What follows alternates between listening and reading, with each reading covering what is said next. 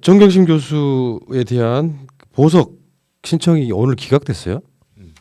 근데 이해가 안 되는 게 저번에 송인권 판사 같은 경우는 진짜 그 보석이 허가될 수도 있을 거라는 생각이 들 정도의 전반적인 분위기였거든요. 이놈의 재판부가 증거인멸 우려가 있다면서 기각을 결정해요. 검찰이 한 말을 그대로 받아준 거거든요. 검찰이 증거 인멸 및 도주의 우려가 있다고 보석 받아주면 안 된다고 했는데 오늘 재판부가 안 된다고 기각을 해버렸어요. 그러니까 그 두 가지로 보면요. 첫 번째는 이제 그 이명박하고 형평성입니다. 이명박은 어쨌든 보석으로 나와 있는데 거의 국가를 팔아먹은 놈, 국가의 모든 국정농단을 했던 놈은 지금 보석으로 나와 있고 정경심 교수는 표창장에 관련된 사실밖에 거의 없는데 이 사람은 지금 구속된 채 수감돼 있는 상황이고요. 증거 인멸에 그러니까 도주 우려에 관련된 본인이 내가 전자발찌까지 차겠다. 그럼 도주 우려는 없는 거잖아요. 증거 인멸은 왜 말이 안 되냐면은 웬만한 거에 대해서는 다 검찰이 압수수색 해갔습니다. 그러니까 더 이상 증거 조작을 할 만한 인멸할 만한 것들을 검찰이 다 압수해갔는데 뭘 더 이상 뭐 어디서 생산하거나 인멸한다는 건지 이게 말이 안 되는 주장. 이 주장을 그 법원이 받아들였다는 것 자체가 저는 이해가 안 되는 그런 상황입니다. 그러니까 불구속 상태로 재판받게 하는 게 제일 좋은 것이다. 방어권이 행사가 안 되고 있는 네. 상황이에요. 저쪽은 다 들어갔는데 이쪽에서는 겨우겨우 그 접견하고 만나서 하는 정도밖에 못하는, 그리고 10몇 년 지난 걸 기억을 소환해야 되는 이런 것들은 문제가 있는 것 같고요. 노트북 읽지도 않은 노트북을 지금까지도 안 내놓고 있다. 이 논리가 지금 그래도 먹히는 거거든요. 노트북이 있었는데 그 노트북을 치워버렸고 하드 교체 같은 걸 하면서 증거를 인멸하려고 했다는 걸 먹히고 있는 이런 상태라고 보시면 될 것 같고, 사실은 검찰이 이 정경심 교수의 유죄를 입증할 만한 단 한 가지 증거가 사실상 아직까지 없어요. 지금 얼마나 됐는데 이게. 저는 그 만약에 보석 신청이 안 되더라도 최소한 지금 정경심 교수에 관련된 질병들이 우리한테 많이 알려져 있잖아요. 예. 그러니까 만약에 보석이 안 된다 하더라도 박근혜가 했던 것처럼 병원에 입원할 수 있는 그런 권리 정도는 최소한 법원이 줘야 되는데 법원이 너무 경직된 자세로 지금 그 아직 유무죄 판결이 안 난 상황에서 구속 상태에서 지금 재판을 진행하고 있다고 생각합니다. 맞습니다. 자, 어쨌건 정경심 교수님 마음 아파 죽겠습니다. 지금 네. 제가 기억들 하시겠지만 정경심 교수 구속 적부심 하던 날 촛불 집회 사회를 보면서 그게 소식이 전해졌을 때 내가 저 상황에 무슨 말을 해야 되나 싶은 그 하늘이 새까매지던 그 기억들이 지금도 있는데요. 아직도 이 문제가 이러고 있는 거예요. 좀 어처구니가 없다는 말씀드리고, 자, 그 가운데 관련한 인물 금태섭 강서갑의 금태섭이 탈락하는 꽤나 이변이죠. 일상적인 예상을 확 벗어났으니까. 그래서 지금 금태섭은 뭐 받아들인다. 뭐 당연히 그래야죠. 뭐 이거 불법하겠다 할 수 있나요? 저는 그 금태섭 탈락보다도 민주당이 여기서 현명한 방법을 저는 취했다고 생각합니다. 그러니까 결과적으로 보면은, 그러니까 만약에 그 민주당이 금태섭에 대해서 그냥 뭐 컷오프 시킨다든지 아니면 경선 기회를 안 주고서 만약에 현역 국회의원을 그곳에 배제했다 그러면은 민주당이 너무 그 협량의 정치를 하고 있다고 욕먹을 수 있거든요. 예. 근데 민주당이 그 당원들 그리고 국민들의 선택을 통해서 지금 경선 그 공천자를 확정했다는 것 자체가 민주적 제도를 통해서 그 당의 충성도가 좀 떨어지거나 당과 다른 이견을 내는 사람에 대해서 올바른 평가를 한 좋은 그런 하나의 모범을 보인 사례다. 저는 그렇게 생각합니다. 실제로요, 강선 후보하고 금태섭 후보 간에 이 표 퍼센테이지를 봤거든요. 놀랍더라고. 권리당원은 강선우가 65.15%, 금태섭은 34.8%. 일단 압도적이죠. 그리고 안심번호로 한 여론조사는 강선우 후보가 64.3%, 금태섭이 35.0%예요. 이거 뭘 말합니까? 권리당원과 일반 여론조사가 거의 100% 각각 일치를 해버렸어요. 민심이 그렇다는 거지. 그 다음에 가산점은 강선 후보한테 25%가 있었지만 네, 그거 가산점이 안 써먹어도? 안 써먹어도 네. 압도적으로 이기는 상황이었어요. 그러니까 제가 얘기를 좀 덧붙이면요. 그러니까 만약에 그 지금 어쨌든 그쪽의 비율이 100명 가운데 35명은 어쨌든 금태섭을 지지하는 거 아닙니까? 근데 만약에 금태섭이 경선이라는 과정을 통하지 않고 그냥 이탈시켰다. 그럼 금태섭을 지지하는 사람 중에 35의 저는 절반은 민주당에 대해서 안티가 될 수 있다고 생각합니다. 표를 던질 때, 그러니까 민주당 당원에 대해서 민주당에 대해서 영원한 안티가 아니고, 하지만 지금 경선이라는 올바른 과정을 거쳤기 때문에 그 강선 후보와 이 금태섭을 지지했던 35% 가운데 최소한 30% 정도는 흡수할 수 있는. 그래서 나중에 여기서 구상차이 나오나요? 그 사람하고 경쟁했을 때 강선우에 대한 지지가 더 커질 수 있는 방법을 민주당이 잘 선택한 것이다. 제 생각입니다. 그러니까 금태섭에 대한 논란은 지금 오늘 소위 말하는 보수 언론들로부터 아니면은 뭐 진보 언론까지 포함해가지고 총선의 악영향 우려, 중도층 이탈 우려. 그건 기사 쓰기 위한 거고요. 그러니까 요 새끼들은 보면은 우려라고 하는 것은 속마음이 그대로 드러나는 워딩이에요. 헤드라인에 이런 걸 건다는 말은 야야야 중도층아 금태섭이 탈락했다 민주당 찍지 마라 이런 이야기가 다를 바 없는 이야기입니다. 사실은 이 논란 자체가 말도 안 되는 것이 나는요 일단 금태섭은 지역구 관리를 못했을 것이고 지역구 관리 잘한 사람은요 아무리 막말 논란에 뭐가 있어도 거기선 되더라고.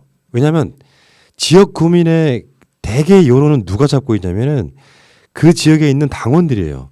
근데 그 당원들의 여론이 대략적으로 정치에 관심 있는 당원이 아닌 사람들까지 영향을 끼칩니다. 그러니까 지역구 관리 일단 못했을 거고 두 번째는 중앙 이슈가 관련이 없다고 보기도 어려워요. 왜냐하면 잘 생각해 보면 민주당 지지하는 지지층인 사람들 입장에서 금태섭이 가장 튀는 인물이었다고요. 이거는 소신이라기보다는 물론 조국 장관의 가족을 비판할 수는 있어요. 네. 다만 여기 본인이 진짜로 민주당 국회의원이었다면 검찰 개혁 이슈를 같이 걸었어야지.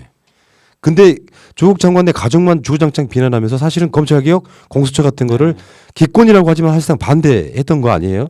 이렇다 보니까 금태섭 입장에서는 쟤는 지역구 관리도 못했는데 하는 짓이 당원 입장에서 보면 배신자고 일반 국민 입장에서 보면 뭔가 개혁적이지 않아. 그러니까 전반적으로 세 가지 부분에서 점수를 크게 못 얻었다고 생각하는 거죠. 그러니까 죽은 놈을 또 밟기는 미안한데 어쨌든 저는 이게 굉장히 중요한 사건이라고 생각해요. 왜 그러냐면 그러니까 국민들하고 정치인들이 호흡을 같이 하느냐 못하느냐의 첫 번째 문제가 있단 말이죠. 그러니까 서초동에 300만이 모여서 검찰 개혁을 요구했던 것은 제2의 촛불혁명으로서 우리 국가를 대개조를 해야 된다라는 당위성이 하나 있었고 큰 당위성이 그리고 검찰이 자신의 조직을 보호하기 위해서 조국 가족을 무차별 인권을 침해했던 사건, 이 사건이 맞물려 있던 사건이란 말입니다. 그런데 문제는 여기에서 이 민주당이라는 그래도 젊은 정치인이 이게 반기를 들면서 대안도 내놓지 않았다고 아까 이제 권 PD가 얘기했잖아요. 대안도 없으면서 이게 또 검찰 출신이거든요. 그러니까 검찰 출신이 후배들 지켜주려고 하는 그러면서 역사의 흐름을 역으로 가려고 하는 작태에 대해서 국민들이 응징한 거거든요. 이건 당원하고 관계가 없는 겁니다. 사실은 당원이 투표를 했지만 얼마만큼 앞으로 진보 민주 개혁 정치인들이 국민과 호흡하지 못하면 이런 식으로 된다라는 거예요. 강북에 예를 들면 박용진 같은 경우도 유치원 3법이 아니었더라면 이번에 큰일 날 뻔 알았죠. 그러니까 뭐냐면 거대 악이 존재하고 있고 그 악을 먼저 제거하고 네가 잘했냐 못했냐에 따져야 되는데 지금 그 거대 악을 앞에 놔두고 우리끼리 총질하는 것 맞아요. 이런 모습을 보였기 때문에 국민으로부터도 거리가 멀어졌고 권리당원으로부터 거리가 멀어졌던 겁니다. 그래서 기성 정치인들이 느껴야 될 건 이제 국민하고 실시간으로 호흡하지 않으면 제2의 금태섭, 제3의 금태섭이 된다라는 걸 이건 소신이 아니죠. 그러니까 요거는 금태섭의 선례는요. 금태섭이 갖고 있는 자기만의 민주당이 대체 불가능한 시그니처가 있는 사람이 아니야. 그렇지. 간단히 말해서 요소요소에 금태섭이 걸리적거렸어요. 뭐 그러니까 요거 이제 진중권 같은 자들은 친문 세력이 금태섭을 뭐 떨어뜨렸다 이런 식으로 몰고 가는데 민주주의 국가가 뭐야? 시스템에 의해서 잘 하지 못한 사람이 평가를 받아서 날아가는 건 당연한 겁니다. 이게 마치 무슨 금태섭은 의인이다. 다음에 죽어도 뭐 어쩌고저쩌고 뭐 폐쇄적 당 이미지를 줄 수 있다. 민주당이 미쳤다 이런 식의 표현을 하는 거는 완전히 개떠라이인 거야. 그렇지. 아니 생각해봐요. 이 민주적 시스템에 의해서 만약에 문재인 대통령이나 이해찬 대표가 조용히 불러가지고 쟤 낙선시켜라고 옛날에 박정희나 전두환 시절에 보내는 게 아니잖아. 최근에 박근혜마저도 친박들 비례대표에 엄청 꽂아가지고 박근혜 공천이란 말이 있었을 정도잖아요. 누나부대들. 네. 지역구도 마찬가지고 최경환이가 진박 간별사 해가지고 돌아다니면서 내 편만 찍겠다고 하는 그 정도의 당이 있었는데 이거는 시스템에 의해서 당원과 국민의 이 여론조사와 투표를 통해 가지고 이거를 결정을 했는데 거기에 무슨 민주당이 미쳤다 이런 개소리를 합니까? 그러니까 그 반추에 보면은 실은 최경환이나 그 윤상현 그런 사람들 때문에 우리가 20대 국회에서 제1당이 됐고 국회의장 자리를 차지함으로써 우리가 그 박근혜 탄핵도 할 수 있었고 그 다음에 작년에 그 공수처법을 비롯한 통과시킬 수 있었는데 저는 금태섭은 좋은 예를 보였다고 생각하는 게 뭐냐면요. 첫 번째는 본인이 국민의당 출신이거든요. 그러니까 아니 안철수 세력. 그러니까 그 안철수를 선택했다는 것 자체는 저는 본인의 정치적 감각이 떨어진다라는 거 표시였고 동의. 그래서 민주당 와서 공천받았으면 여기서 최대한 민주당의 검찰개혁 의지에 동조하는 모습을 보였어야 되는데 거기에 대해서 반발하는 모습을 보여줬다. 그러면서 아쉽고요. 그 두 번째는 아까 말씀하신 대로 그 당론이 정해지면 거기에 대해서는 최대한 자기가 그 반대 의견을 내더라도 가장 중요한 그런 법안에 대해서는 당론까지 정하는 투표면은 거기에 동조했어야 되는데 거기에 기권함으로써 저는 서울은 그 지역구 관리가 따로 필요 없고 중앙 여론이 지배하는 것이거든요. 그래서 국회 내에서 활동을 그냥 보고서 서울 시민들은 정하는 겁니다. 지금 네. 저 진중권 말처럼 그러면서 실패했다고 진중권 말처럼 민주당이 미친 게 아니고요. 진중권이가 미친 거죠. 그러니까 국민이라고 하는 게요. 바보가 아니잖아요. 검찰 개혁이 중에 조국 장관 내 표창장 위조가 중에 여기서 최소한 무엇이 중요한지는 구분할 줄 아는 것이고 지금 조국 장관 내 표창장 위조 같은 것도 확인되지도 않은 사실일 뿐입니다. 그 과정에서 검찰이 과했고 검찰 개혁의 대의는 조국 장관 내 가족 때문에 오히려 더 국민적인 어떤 관심이 더 커진 측면이 있기 때문에 이런 건 있거든요. 지금도 저쪽에서는 조국 장관 내의 기억을 되살리려고 해요. 선거 이슈로 써먹으려고. 그렇죠. 프레임을 계속. 근데 잡아오려고. 지금 이 시점에 너무 오랜 시간 동안 국민들한테 이게 막 폭탄 투하하듯이 돼버린 이슈라 사람들 별로 안 듣고 싶어합니다. 그리고 지금 아까 그 정경심 교수 이야기도 했지만 이 재판 진행되는 과정 자체가 막 4개월 동안 쏟아붓던 뉴스량에 비하면은 지상파 아예 다루지도 않아요. 여러 사건 다루지도 않는다고. 이슈는 이미 죽어버린 이슈인데 우리 입장에서는 사실 이게 총선용으로 이슈나 아젠다가 떠오르면 좀 사실 조금 불리할 수도 있겠다는 생각을 한번 해봤습니다만 지금 코로나처럼 마찬가지로 코로나에 대한 피로감이 있죠. 사람들이. 뉴스 너무 많이 나오니까 이런 측면도 분명히 있다고 보고 어쨌건 금태섭을 통해서 조국 장관 이슈를 끌어내려고 하는 거예요. 금태섭이 왜 떨어졌냐? 조국 비판하다 떨어진 거다. 이거 하고 싶어하는 건데 이것도 이슈가 사실 안 되는 이런 상황인 것 같습니다. 그러니까 진중권 같은 경우가 우리가 제대로 봤던 게 뭐냐면 그러니까 지식이 리필되지 않았다고 우리가 비난을 하잖아요.